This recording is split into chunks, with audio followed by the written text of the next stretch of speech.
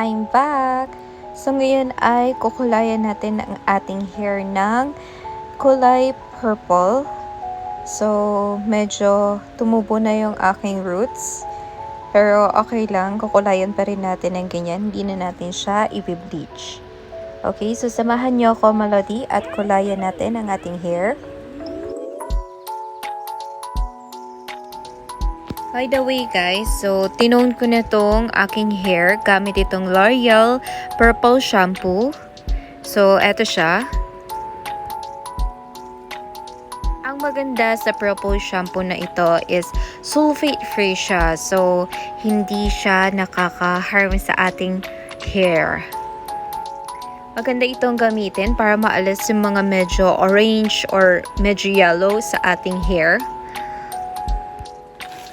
So ngayon ay bubuksan na natin ang ating pangkulay. So in-order ko ito sa Shopee.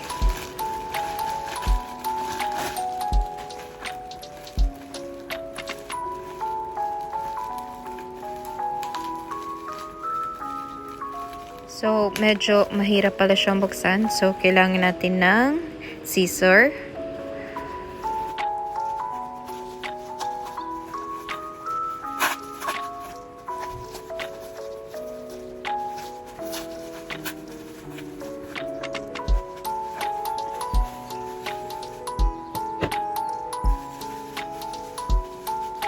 So, eto na siya guys. Tada!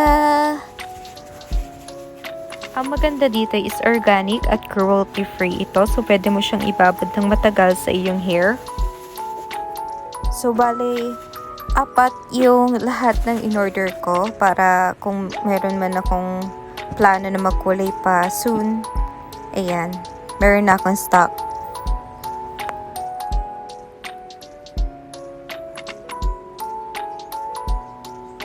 So, ganito yung itsura niya. Ayan. Naka-sealed siya ng tape. So, ito yung mga kailangan natin. Yung cup niya, yung clip, yung pinaka-hair color. At, syempre, meron siyang libreng mga gloves. So, gagamitin din natin yan mamaya. At, ang suklay, ang comb, at ang conditioner. Kailangan din natin yan.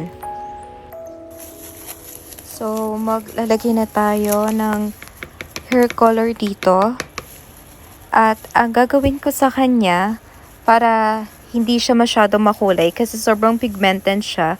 So, ang gagamitin ko ay itong conditioner na nandito. Tapos, sahaluan ko siya para medyo mabawasan yung sobrang kulay niya.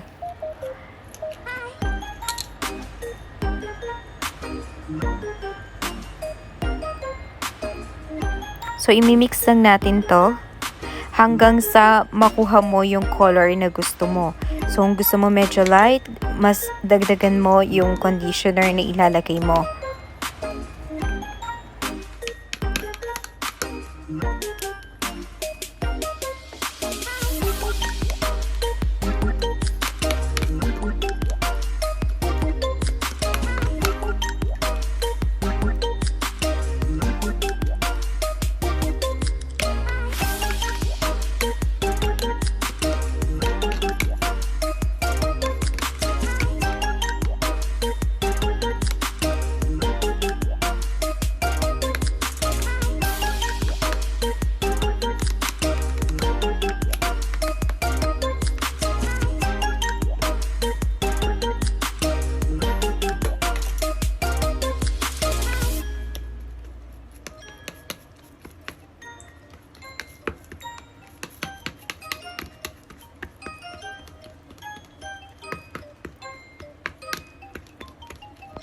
So, medyo okay na ako sa color na to. So, magsa-start na tayo mag-apply.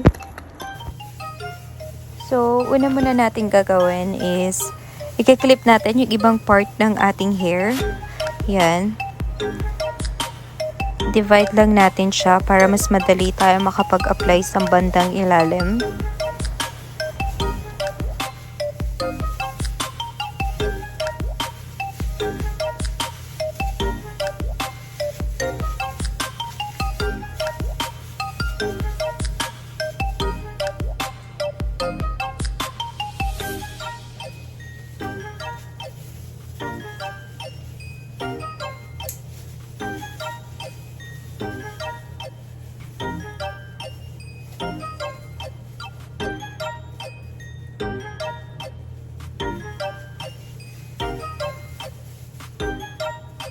So, mag-start na tayo mag-apply gamit ang ating comb, ating suklay.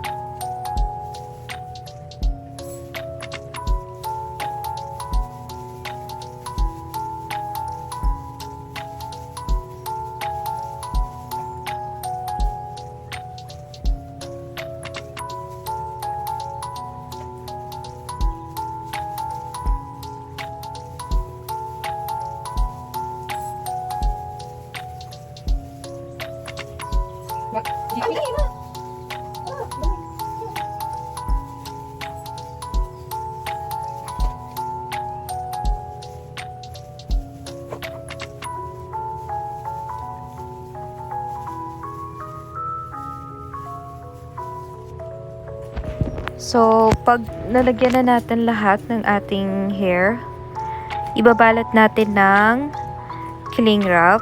Ayan.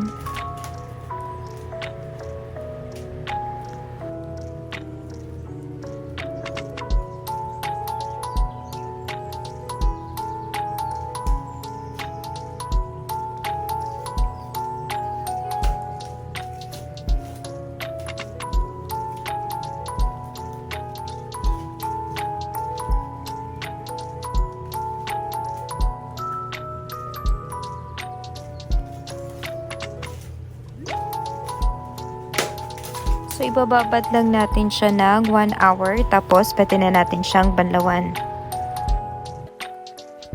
So, ito na yung final na color. Hindi masyadong pantay kasi yung roots ko medyo bagong tubo na sila. So far, okay naman yung pagka-purple niya.